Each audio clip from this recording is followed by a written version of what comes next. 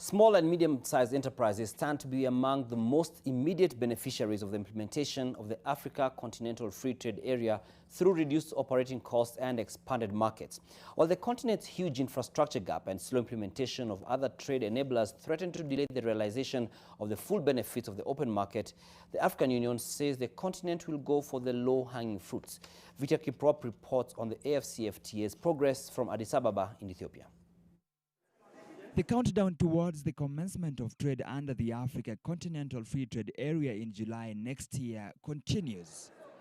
And as countries prepare to make the most out of the agreement, trade experts believe that small and medium enterprises, which account for about 80% of the continent's businesses, will be among the first to test the benefits of the Continental Pact. If you reduce the time for SMEs to cross borders, you are giving them a boost. Sanitary standards. If you're in Kenya and you're producing incredible avocados like they do, or in Ethiopia like they do, and you want to export them to 5 countries, and each one of these 5 countries have different rules for health requirements for avocados, it's 5 times the cost for the SME. One health requirement, 5 times savings for the SME. Through the agreement, Africa aims to gradually eliminate 90% of tariffs within 5 years, thereby reducing barriers to trade on the continent.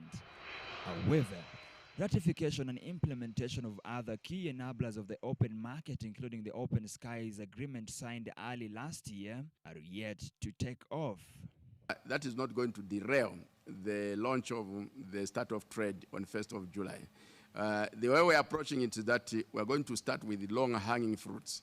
So the existing transport communications will certainly not be enough to drive trade across Africa, but it will be used. With intra-African trade averaging at about 13% compared to 59% for Asia and 67% for Europe, Africa is banking on the AFCFTA agreement to do the long overdue catch-up.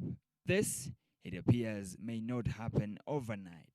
In other regions of the world where intra-regional trade is much higher than in Africa, take the European Union or take Asia, this intra-regional trade was not built in one day. It was not built in 1 year. It was not built in 1 decade. It took time and efforts. But what happened, and this is what needs to happen in this continent too, is top-down energy, political leaders saying we want to achieve this. Other than being the world's largest single market made up of 1.2 billion people with a combined GDP of $2.4 trillion, the other unique factor about the push and realization of the African Continental Free Trade Area is that it comes at a time when the rest of the world appears to be drifting towards protectionism. Victor Kiprop, NTV Business, Addis Ababa.